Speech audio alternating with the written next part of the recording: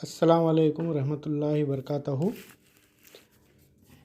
अभी जो आप लोग सुन रहे हैं प्रजा पालना जो एप्लीकेशन अभ्यासा अस्तम तेलंगाना हुकूमत के जानिब से जो 6 गारंटी अमल करने के लिए फ़ार्म को जारी किया गया है। फ़ार्म्स तेलुगु में, उर्दू में और इंग्लिश में अवेलेबल हैं। ये उर्दू में भी पीडीएफ है।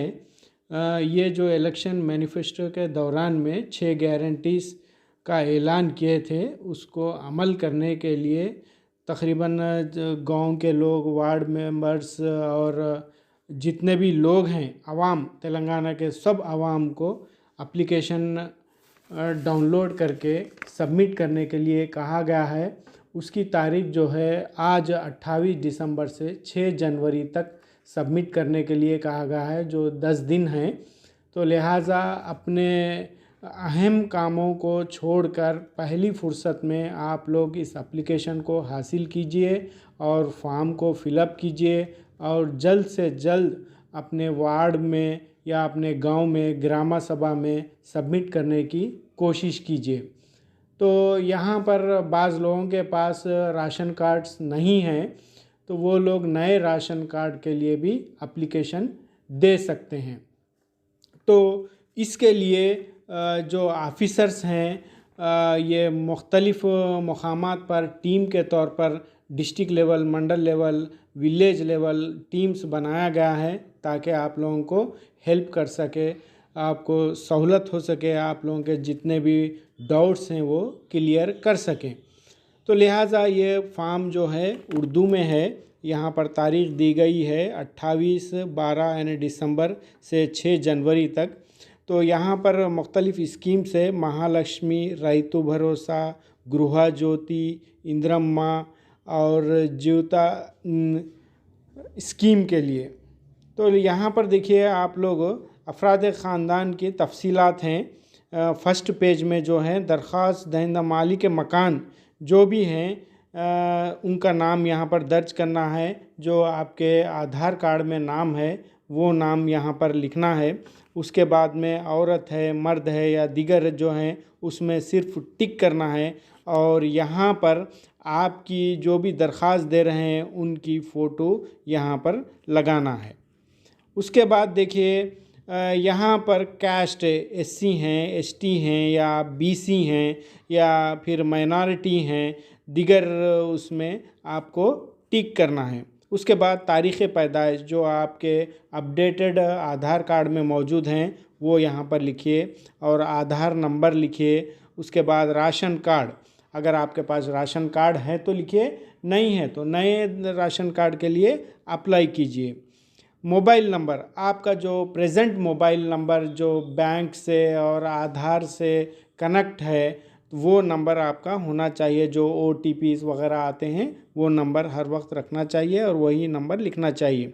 पेशा जो है आपके राशन कार्ड में लिखा हुआ रहता है, आप लेबर हैं या फिर क्या काम करते हैं, किसान है, उस पर लिखा हुआ रहता है।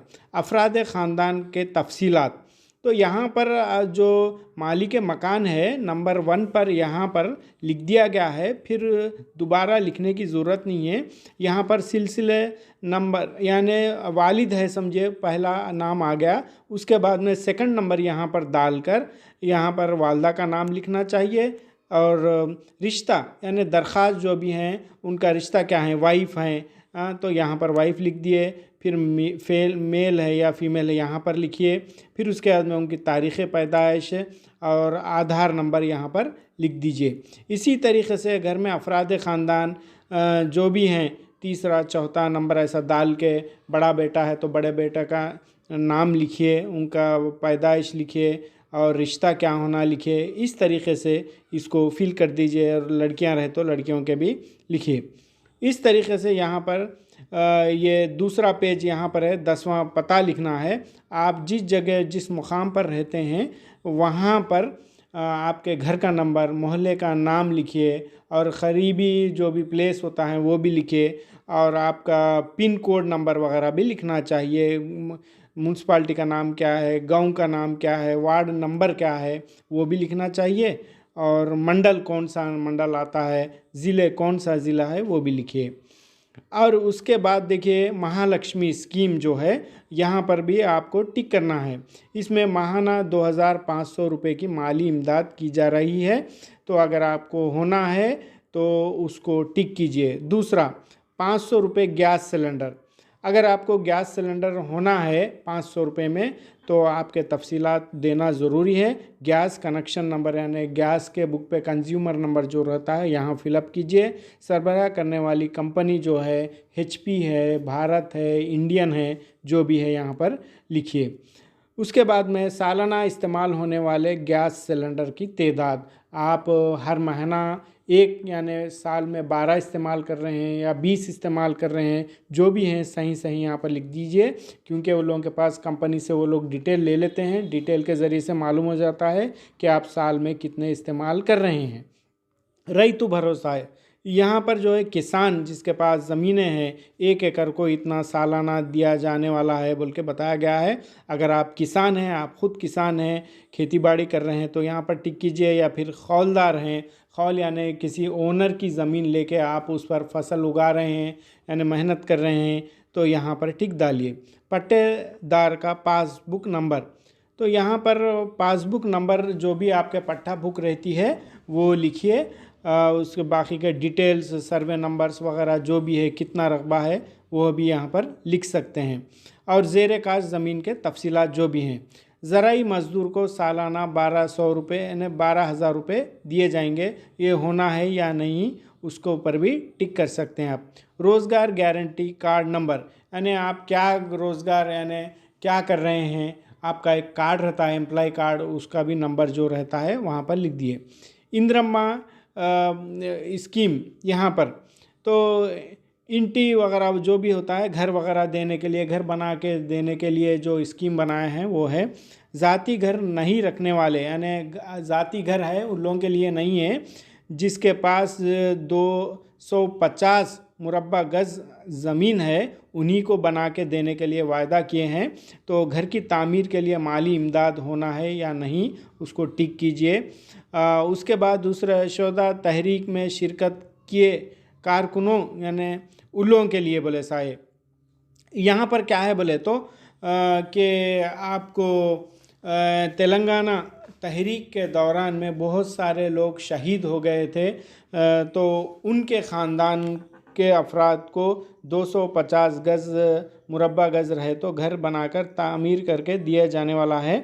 यानी वो ख़ानदान के डिटेल्स होना चाहिए, कौन शहीद हुए थे उनका नाम रहना चाहिए, यहाँ पर कौन से साल शहीद हुए थे, और FIR नंबर यानी शहीद होने के बाद पुलिस स्टेशन में FIR नंबर दर्ज करवाया जाता है वो नंबर होना चाहिए।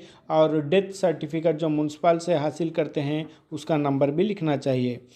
क्या आपने तेलंगाना तहरीक में हिस्सा लिया था, हाँ या नहीं, उसको टिक कीजिए। अगर हो तो मुताल्लिक़ा FIR नंबर भी लिखिए। अगर जेल गए हैं, उस तहरीक के दौरान आप जेल में यानी जेल में गए थे, तो वहाँ पर कौन सी जेल में गए थे मुकाम लिखिए, और कितने दिन आप सज़ा पाए उसकी मुद्दत लिखिए यहाँ पर।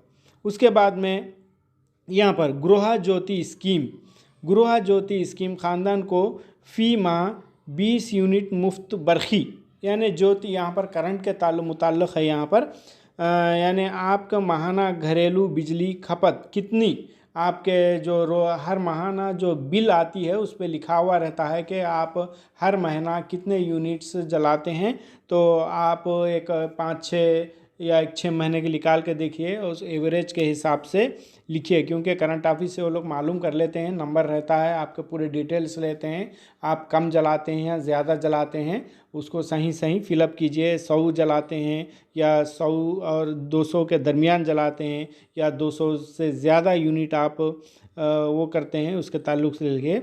घरेलू सारिफिन का नंबर आने आपका मीटर नंबर जो भी बिल नंबर जो रहता है उस यहाँ पर लिखना है। उसके बाद में देखिए जीवता स्कीम, यहाँ पर देखिए माजूर लोगों के लिए जो फिज़िकली हैंडीकैप होते हैं उन लोगों के लिए हैं ये। इसके तहत 4,000 रुपये दिए जाते हैं माजूर पेंशन के तौर पर। 6,000 रुपये माहाना हासिल करने के लिए यहाँ पर लिखा गया है तो पेंशनर्स को दरख्वास्त देने की ज़रूरत नहीं है, ऑलरेडी वो लोग पेंशन ले रहे हैं तो नया दरख्वास्त देने की ज़रूरत नहीं है। उनके डिटेल्स वहाँ पर मौजूद हैं। जो अभी तक नहीं दिए उनके लिए है, देखिए माजूर अफराद यहाँ पर लिखने का है और उनका सर्टिफिकेट नंबर, कितने अफराद हैं घर में वो लिखने का है और उनका सर्टिफिकेट नंबर भी लिखने का है। अगर एक घर में 2-3 है तो सर्टिफिकेट नंबर्स को कामा डाल के लिखिए। ज़ईफ़ है तो ज़ईफ़ लिखिए। और यहाँ पर देखिए डायलिसिस, अगर गुर्दे ख़राब हो गए हैं डायलिसिस पे हैं तो वो लिखिए।